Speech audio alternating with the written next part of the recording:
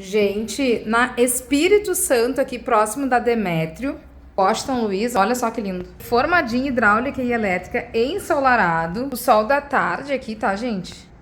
Reformado hidráulica e elétrica. Tem churrasqueira. São 2 dormitórios. 56 metros quadrados de área útil. Esses armários da cozinha ficam, tá? É Maravigold, gente. Espaço pra te estender as roupinhas. O outro ângulo da cozinha.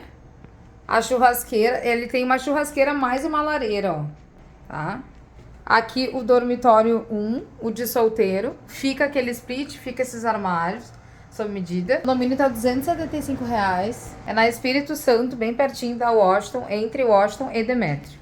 3 lances de escada. O banheiro reformadinho, hidráulica e elétrica. O dormitório casal, ó. Bem legal. Bem interessante. Ó, gente. Novidade da rainha. Fica esse split. 2 dormitórios aqui no centro histórico. Da hora, ele fica cerca de 2 minutinhos. Aceita financiamento, fundo de garantia. Tu dando 40 mil de entrada sob parcelas de 1.600. Top, né? Ó, gente, o prédio, um PPC em dia. Ó, top. O hall do prédio com câmeras. Gente, bem pertinho do centro administrativo. E lá Demétrio, ó, bem bom.